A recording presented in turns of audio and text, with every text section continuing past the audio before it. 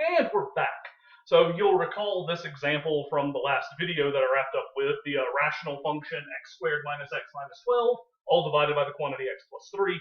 I've taken the liberty of going ahead and reproducing with great artistic integrity an image, that my graphing calculator generated for the graph of this function, over an appropriate window. So, now, for what it's worth, no, graphing calculators are actually spectacularly bad at catching a hole in a graph like this. Drawing it yourself, it's just going to look like a really boring, line as it moves across the graph window.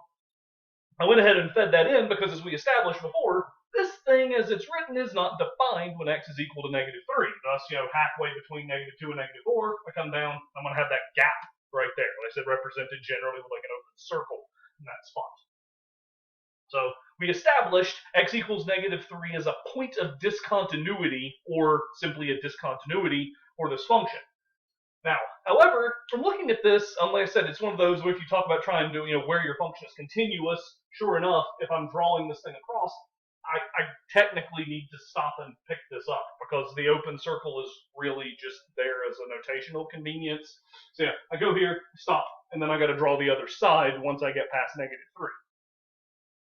But so you may notice it doesn't look like much. As I said, if you just looked at it on a graphing calculator screen, thanks to the way calculator graphing works, you can't tell there's anything going wrong unless you happen to move the cursor. So you hit explicitly x equals -3, and then it'll tell you there's no y value. So that's a thing. But if you try to come back to where we've talked about this kind of stuff in the past, if you think about a little bug walking along this guy, yeah, it looks like the limit should exist, right? So this sort of comes back to that definition of continuity in the first place. The limiting value has to equal the function value. Here, it looks like the problem is the function's undefined, but it looks like the limit exists. It looks like if we were to find the correct value, we could plug the hole, so to speak. So that's what it looks like. So we could fill in the hole, or by cleverly choosing a function value to assign at -3, we could remove the problem.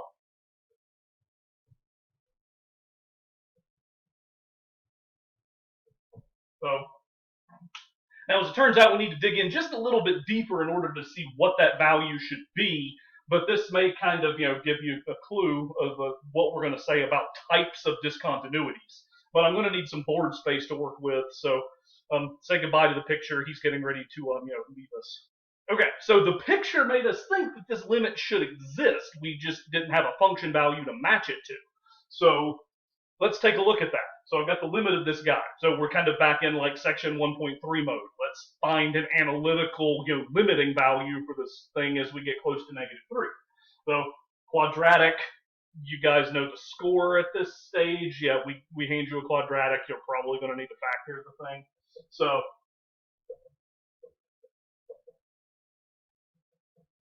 if you check me on this, you should end up getting a factorization of x plus 3 times x minus 4, top side, and then we've got the x plus 3's down below.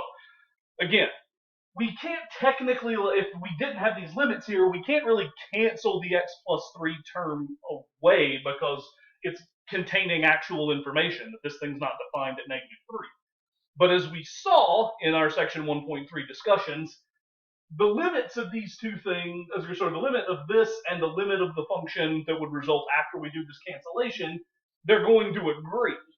So now we've kind of, in some sense, again, we talked about removing the discontinuity, like we removed the term that was causing the problem here, right?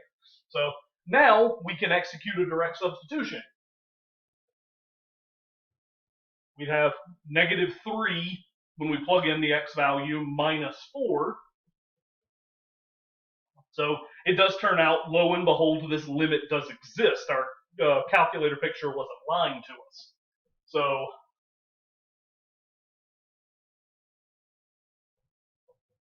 if we wanted to fill in the hole, so to speak, we could define a new function or just define a value for x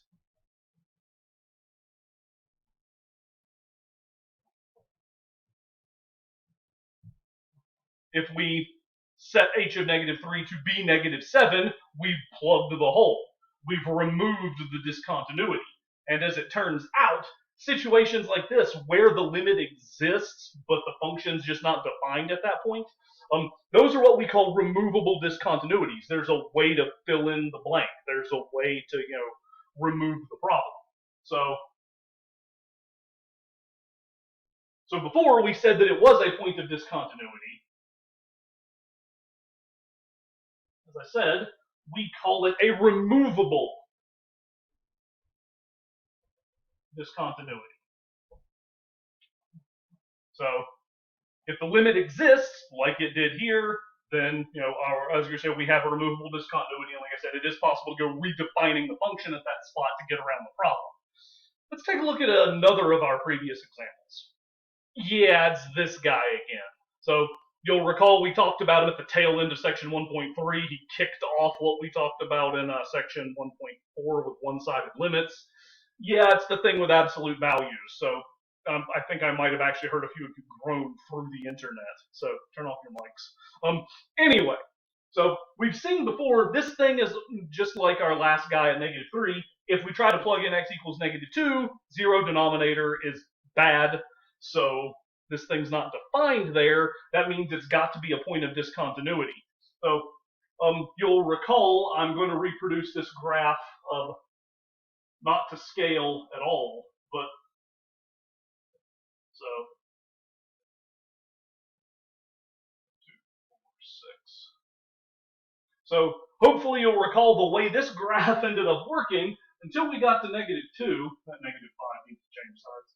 So until we got to negative 2, we had this like super boring line right here, and we had the open gap in that spot.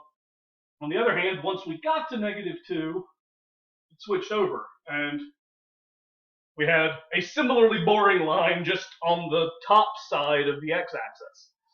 So in this instance, we have, instead of just a hole in the graph, we've got like a legitimate break, right? So if you're imagining this as like the world's least exciting Mario game, he needs to make a jump to get from here to here. So there is no single value we could feed in that plugs the hole, so to speak, in this instance. So when that happens, when the limit just straight up doesn't exist, as we said, our left-hand limit was negative 5, whereas our right-hand limit is positive 5. This may, not be terribly surprising. We don't have any fancy names for it. It's a point of discontinuity. We can't do anything to remove the problem in this instance, so we call it a non-removable, discontinuity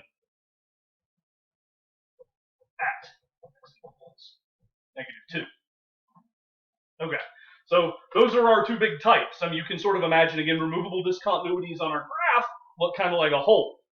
Analytically speaking, our function's limit exists at the point the function just isn't defined there. For a non-removable discontinuity like this b straight here, it's actually a break in the graph. There's, as you say, it's not just sort of a notational thing that prevents you from continuing to draw. You actually have like a clear separation at the particular spot. Again, analytically, the overall limit doesn't exist for some reason or another. All right, so I want to take a look at a couple more examples of this and talk about, if I just gave you a formula, how could you classify points of discontinuity? Like, where are they, and then are they removable or non-removable? But that's probably going to run past the runtime I've got here, so stay tuned.